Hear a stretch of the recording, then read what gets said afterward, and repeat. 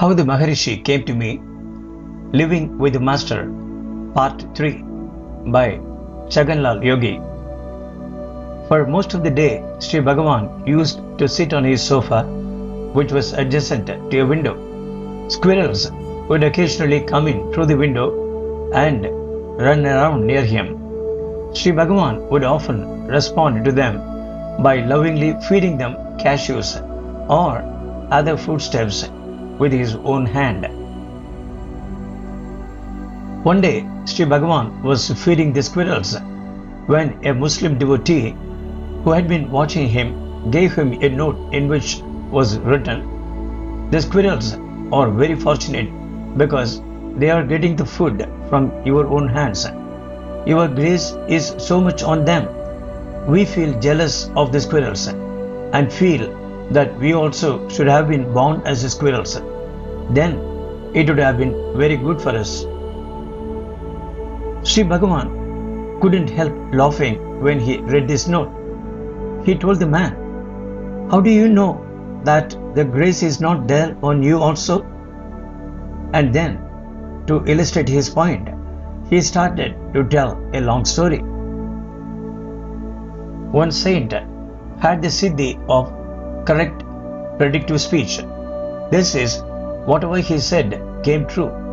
In whatever town he went to, the local people would come to him to have his darshan and to get his blessings. The saint, who was also full of compassion, removed the unhappiness of the people by blessing them. Because his words always came true, the blessings always bore fruit. That is why he was so popular.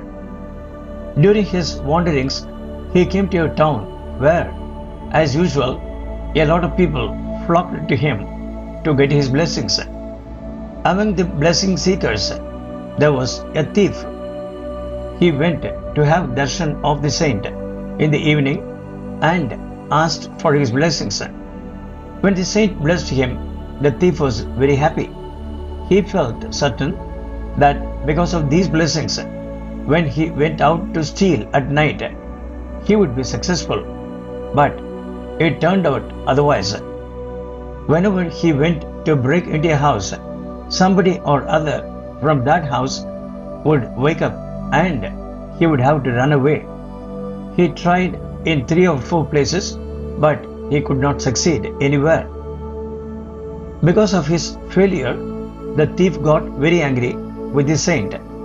Early the next morning, he went back to him and angrily said, "You are an impostor. You are giving false blessings to the people." The saint very peacefully asked the reason for his anger. In reply, the thief narrated in detail how unsuccessful he had been during his attempts to steal the previous night. Having heard his story, the saint commented, "In that case, the blessings have borne fruit." "How?" the thief asked with astonishment.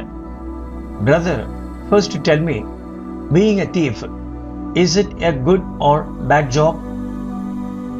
"It is bad," the thief admitted, but then he defended himself by saying, "But what about the stomach that I have to feed?" The saint continued with his explanation. To be unsuccessful in bad work means that the blessings have indeed borne fruit. There are so many other ways of feeding the stomach. You should accept any one of them. To come to this conclusion, it was necessary that you be unsuccessful in your thieving work. The thief understood and informed the saint that in future he would take up some other honest work. He prostrated before the saint and left. Having narrated the above story, Sri Bhagavan asked the Muslim devotee, "Do you mean to say that if everything goes according to your desires, only then is it possible to say that the grace of a saint has worked?" "I don't understand," replied the Muslim. Sri Bhagavan explained in more detail. The blessings of a saint perform the purificatory work of life. These blessings cannot increase impurity. One whose understanding is limited will ask for blessings so that he can fulfill certain desires. But if the desires are such that their fulfillment will make the seeker more impure rather than purer, the saint's blessings will not enable him to fulfill the desires. In this way, the seeker is saved from further impurities. In that case, are not the saint's blessings a gift of compassion? The Muslim finally understood and was satisfied by these words. As Sri Bhagavan's fame began to spread, the number of visitors to the ashram increased. Many of them tried to offer him presents such as fancy sheets for his sofa, curtains for the doors and windows, embroidered carpets, etc. In order to satisfy the devotees who offered these things, Sri Bhagavan would usually allow his attendant to substitute for a short period of time the new offerings for the ones which were already in use. After a few hours, they would be removed and sent away to the ashram storeroom, and the old, still serviceable items would be brought back into use. Sri Bhagavan would briefly utilize these presents merely to strengthen the devotion of the donors. Left to himself, he would use cheap or old items and never claim that they were his own. Devotees who tried to get him to use newer or better made products could always count on resistance from Sri Bhagavan himself. I discovered this for myself when I tried to give him a new pen. Sri Bhagavan generally used two fountain pens. One contained blue ink, the other red. Both of these pens were quite old and looked, to me at least, worn out. One day, the top cover of the red ink pen cracked, so a devotee took it to town to have it repaired. It was gone for several days. During this period, Sri Bhagavan reverted to an old-fashioned nib pen which had to be dipped in an ink pot of red ink. Since this seemed to cause him some inconvenience, I decided to get him a new pen. I wrote to a friend in Bombay and asked him to send one immediately. A few days later, the pen arrived by post. I went straight to Sri Bhagavan and handed over the unopened parcel containing the pen. Whenever a parcel or letter bore the name of the sender on the cover, Sri Bhagavan never failed to notice it. As soon as he received the packet from me, he turned it over and read the name of both the recipient and the sender. Having deduced that the parcel had been sent at my instigation, he took out the pen, carefully examined it, and put it back in the box. He then tried to hand the box to me. Allowing it to remain in his hand, I explained, "It has been ordered from Bombay, especially for Sri Bhagavan's use." "By whom?" he asked. "By me," I said, not without some embarrassment, because I was beginning to feel that Sri Bhagavan did not approve of my action. "What for?" demanded Sri Bhagavan. "Sri Bhagavan's reading pen was out of order," I said, "and I saw that it was inconvenient to write with the nib pen." "But what is wrong with this old pen?" he asked, taking out the old reading pen which had by then been received back in good repair. "What is wrong with it?" he repeated. He opened it up and wrote a few words to demonstrate that it had been restored to full working order. "Who asked you to send for a new pen?" demanded Sri Bhagavan again. He was clearly annoyed that I had done this on his behalf. "No one asked me, I said with faltering courage, I sent for it on my own authority. Sri Bhagavan waved the old pen at me. As you can see, the old pen has been repaired and writes very well. Where is the need for a new pen? Since I could not argue with him, I resorted to pleading and said, I admit that it was my mistake, but now that it has come, why not use it anyway? My plea was turned down, and the new pen went the way of all its forerunners. It was sent to the office to be used there. Sri Bhagavan gave us an example of how to live simply by refusing to accumulate unnecessary things around him. He also refused to let anyone do any fundraising on behalf of the ashram. In this too, he set an example. He taught us that if we maintain an inner silence and have faith in God's providence, everything we need will come to us automatically. He demonstrated the practicality of this approach by refusing to let anyone collect money for the construction of the temple or his mother's samadhi. Though large amounts of money were being spent on it every day, we had to rely on unsolicited donations to carry on the work. I knew this from direct experience because one day the ashram manager asked me to get permission from Sri Bhagavan to go to Ahmedabad to ask for a donation from a rich man I knew who lived there. Sri Bhagavan, as usual, flatly refused. No amount of persuasion could move him from his categorical no. How is it, he complained, that you people have no faith? He pointed to the hill and told us, this Arunachala gives us everything we want. In his early years on the hill, Sri Bhagavan and his devotees lived on begged food. He had no objection to this form of begging. Indeed, as a teenager, he had walked the streets of Tiruvannamalai begging for his own food. What he objected to when devotees went out to beg for their food was asking for specific items. Devotees could only eat what was freely given. In the period that Sri Bhagavan lived in Virupaksha cave, visiting devotees would often leave food for the people who lived there. The resident devotees would beg for additional food if the donated food was not enough. If the combined total was insufficient to make a good meal for everyone, Sri Bhagavan would mix all the food together, add hot water, and make a kind of porridge, which would then be shared equally among all those present. Devotees who found this homemade gruel unappetizing would sometimes request that at least some salt should be added to the mixture. But where are we to get the salt? Sri Bhagavan would ask.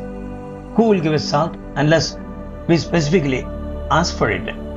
If once we relax our rule of non-begging in order to get salt, the palate that craves for salt today will next cry out for sambar, then for rasam, then for buttermilk, and so on. Its cravings will thus grow endlessly. Because of this, we should stick to our rule of non-begging. It was certainly no joke to live with Sri Bhagavan in those early days. Sometimes the devotees had to do without salt, at other times without a substantial meal. There were even days when there was no food at all. When Sri Bhagavan's mother came to stay with him, she insisted on starting a kitchen. Utensils were needed for it, but how to get them without asking or making the need known? Some things were acquired easily. When the word spread that a kitchen had been started, many of the necessary items of equipment arrived unasked from devotees who lived in town. But some useful utensils were not forthcoming. Sri Bhagavan's mother solved the problem merely by bringing it to his attention. It was well known that if Sri Bhagavan suddenly became aware that some needed item was not available in the ashram, it would often appear unasked soon afterwards. This happened far too often for it to be a coincidence. One day, for example, a ladle was required. Instead of asking for it from some devotee, his mother told Sri Bhagavan about it. He merely replied, "We will see," but he did not ask anyone to bring one. How could he, who had taken to non-begging, ask even for a ladle? But within a couple of days, a devotee of his own accord brought half a dozen ladles and placed them at his mother's feet. When other vessels or utensils were needed, she would inform Sri Bhagavan and he would give his usual reply, "We will see." Within a short space of time, the required item would arrive. So, without breaking or relaxing Sri Bhagavan's strict, no specific begging rule, the kitchen at Skandashramam expanded and thrived. This did not only happen with kitchen items.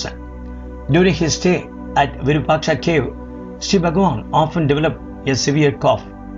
During one of these attacks, he took a bala harade, a small myrobalan or cherry plum, as a remedy, chewing it and swallowing its juice.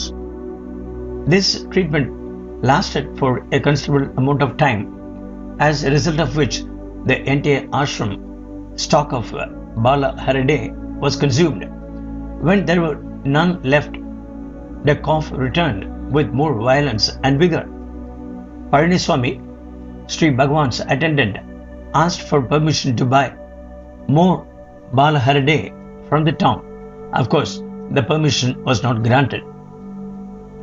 A few minutes later, Sri Bhagavan casually remarked, "Harade, big myrobalan, is a better remedy than bala harade for coughing." Shortly afterwards, a devotee entered the cave with a small bundle in his hand. He had come to pay homage to Sri Bhagavan. Holding the bundle before him, he said, "As I was coming here from my village, I saw a man sitting on the roadside selling big myrobalans. It struck me that it was good for coughing, so I brought some for Sri Bhagavan's use." He opened the bundle and placed it before Sri Bhagavan, who asked him with a smile on his face, "But why did you buy so much?" The devotee replied, "It was quite cheap and the seller wouldn't agree to sell me a small amount. I had to buy all of them. Let them be here. Since I do not want any myself, let them stay here."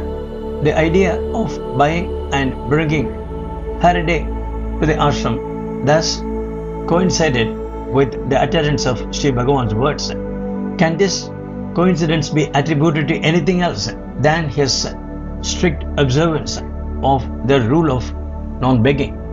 At times, also to cure his cough, Sri Bhagavan used to chew black raisins. These also ran out whilst Bhagavan was still having coughing attacks. Palaniswami again requested Sri Bhagavan to allow him to buy more from the town. But his request was summarily turned down with the remark, "Let us see, where is the hurry?" A few minutes later, Sri Gambiram Seshaya entered with a packet in his hand. "What have you brought?" someone asked. "Raisins," was the reply. "Then you must have known about our talk here," said Sri Bhagavan with a laugh. "No, Bhagavan," said Sri Gambiram, folding his hands in namaskar. "How could I know in advance what was being talked about here? It just occurred to me when I started out from my house that I should bring something to offer here. When I went to the market, only one shop was open. In that shop, only a small quantity of black raisins was available. There was nothing else there which could be useful here. So I had to buy these black raisins. The thought of buying them never occurred to me before I entered the shop. If there is a moral in these stories, it is that all things flow towards the person who adheres strictly to the resolve of non-begging. Or one could say that if one abides as the self, with the conviction that there is a higher power which arranges for all the necessary things to be supplied, then one need not go looking for them because they will arrive unasked. To be continued.